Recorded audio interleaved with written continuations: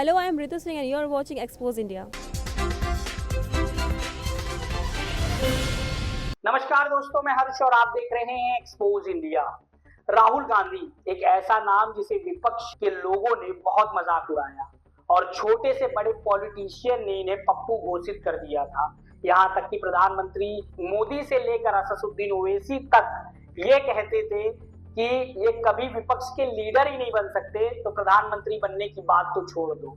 तो आइए जानते हैं कैसे हुआ राहुल गांधी का कमबैक 2024। तो आपको सबसे पहले राहुल गांधी के जीवन गाथा की ओर लेकर चलते हैं। नई दिल्ली में जन्मे राहुल गांधी ने अपनी शुरुआती बचपन दिल्ली और देहरादून के बीच बिताया और अपने बचपन और शुरुआती युवा व्यवस्था के ज्यादातर समय सार्वजनिक क्षेत्रों से दूर रहे। राहुल गांधी ने अपनी प्रारंभिक शिक्षा दिल्ली के सेंट कोलंबस स्कूल से प्राप्त की। इसके बाद उनका दाखिला देहरादून के प्रतिष्ठित दादून स्कूल में कराया गया। राहुल गांधी ने प्रतिष्ठित कैम्ब्रिज विश्वविद्यालय के ट्रिनिटी कॉलेज से एमफिल की डिग्री प्राप्त की है। इस प्रकार राहुल गांधी एक उच्च शिक्षित राजनेता है, लेकिन कुछ ऐसा दौर भी आया जब उनकी जिंदगी में वे बड़े परेशान और इमोशनल हो गए। उन्होंने एक भाषण के दौरान कहा कि मैं स्कूल में पढ़ाई कर रहा था, तभी एक व्यक्ति आता है और कहा आपको तुरंत आपके घर जाना पड़ेगा, और घर जाकर मुझे पता चलता है कि मेरी दादी जी की हत्या कर दी गई। फिर कुछ साल बाद एक बार फिर मुझे ऐसे ही इत्तला किया जाता है कि तुम्हारे पिताजी की हत्या कर दी गई। मैं उस समय बहुत ज्यादा टूट जाता हूँ और मेरे घर वाले मुझे संभालते हैं। शायद आपने कभी जानने की कोशिश नहीं की, एक छोटा सा बच्चा जो अपने सामने अपने बाप की हत्या होते हुए देखा हो, उसके ऊपर क्या बीत रही हो। अब आपको लेकर चलते हैं उनकी राजनीतिक करियर की ओर। राहुल गांधी ने पहली बार साल 2004 में अमेठी से लोकसभा का चुनाव लड़ा था। तब उन्होंने 1 लाख से ज्यादा वोटों के अंतर से जीत हासिल की थी। 2009 में यही से दूसरी बार लोकसभा चुनाव जीते।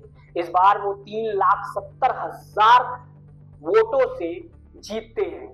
साल 2014 में लोकसभा चुनाव हुआ। इस बार बीजेपी ने राहुल गांधी को टक्कर देने के लिए स्मृति ईरानी को अमेठी में उतारा। लगातार तीसरी बार राहुल गांधी अमेठी से लोकसभा सांसद बने और स्मृति ईरानी को हार का सामना करना पड़ा। लेकिन इस दौरान राहुल गांधी बहुत ज्यादा सक्रिय राजनीति में नहीं थे। इसका कारण था वह सिर्फ गाड़ी से आते थे और हाथ हिलाकर चले जाते थे।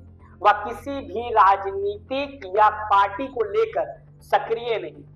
फिर आया उनके अध्यक्षता वाला दौर 2018 में इन्हें कांग्रेस का अध्यक्ष बनाया गया। 2019 लोकसभा चुनाव में राहुल गांधी ने अमेठी सीट गंवा दी। बीजेपी नेता स्मृति ईरानी ने उन्हें पटकनी दे दी। हालांकि उन्होंने केरल की वायनाड सीट पर भारी मतों से जीत हासिल की। राहुल वायनाड के से करीब 4 लाख वोटों से जीते थे। हालांकि 2014 और 2019 में लोकसभा चुनाव में कांग्रेस को करारी हार का सामना करना पड़ा। 2019 के लोकसभा चुनाव में पार्टी की हार की जिम्मेदारी लेते हुए राहुल गांधी ने अध्यक्ष पद से इस्तीफा दे दिया। अब राहुल गांधी 2024 के कांग्रेस की वापसी के मकसद से पूरी तरह से जुटे हुए। 2019 के चुनाव के बाद राहुल गांधी का एक अलग ही चेहरा सबको देखने को मिला। भारत जोड़ो यात्रा से आम जनता को अपनी तरफ प्रभावित करना शुरू कर दिया। जमीनी स्तर पर लोगों से मिलना शुरू कर दिया। अपने तरफ आम आदमी के लोगों का रुझान लाने के लिए उनसे उनके घर पर जाकर बात की। एक वीडियो के जरिए कनाडा के ट्रक वाले और भारत के ट्रक वालों से कंपेयर करना शुरू कर दिया। लेकिन एक बात हम सबको सोचना चाहिए कि इनके जितने भी पूर्वज थे उन्हें कुर्सी विरासत में मिली थी, लेकिन राहुल गांधी को कुर्सी के लिए मेहनत करना पड़ा।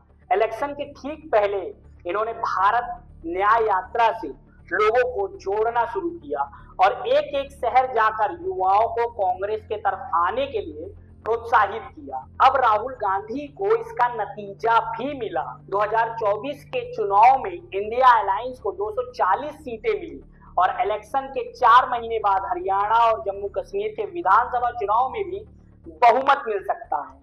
अंतिम में मैं सिर्फ यही कहना चाहूंगा कि कोई आपको कितना भी गिराने के लिए सोचे, अगर आपके अंदर हौसला और जज्बा है तो आपको अपनी मंजिल पाने से कोई नहीं रोक सकता, और यही हम राहुल गांधी से सीख सकते हैं।